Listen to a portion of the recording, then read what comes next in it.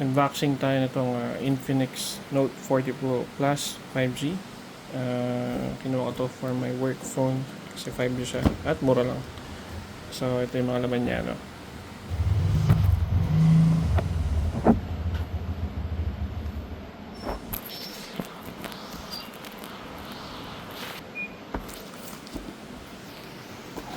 So ito yung specs niya. So bali ito ay may 100 watt daw na fast charging.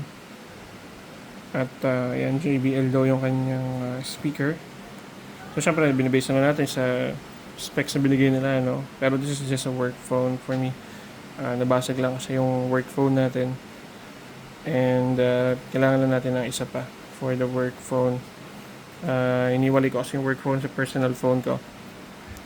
At this one is 13,999, 14,000. At ito yung laman ng box niya. May libre na siyang wireless magnetic charger. Lupit, no? Sa mga flagship phone natin, normally cable na lang at yung phone mismo, wala nang kahit ano. So this one has a wireless magnetic charger, magpad, tsaka meron din, ito na, yung laman.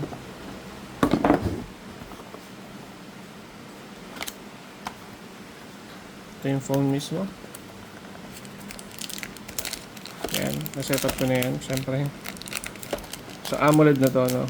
AMOLED display na. Isa sa mga siguro cool na specs. Ba't ko siya kinuha? Kasi AMOLED na siya. Ito yung phone.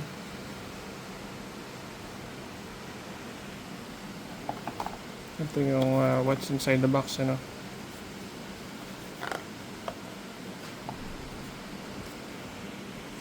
Yan, charger kasama cable. Meron na rin, di ba? At least may charger at cable ka pa rin. So kung gusto mong ma-maximize yung 100 watts, kailangan mo gamitin itong charger. Kasi kung dito sa magpad 20 watts lang daw. So hindi ko alam kung gagamitin ko yun. Ngabol natin yung mabilis na charging. Meron din siyang libre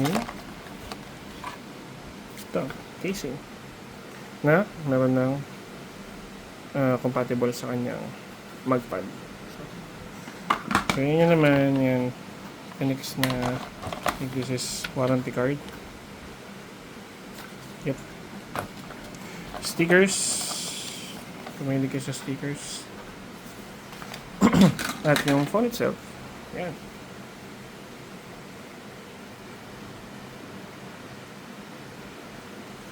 Yung display niya pag naka-on, yan, ganyan siya ka-bright.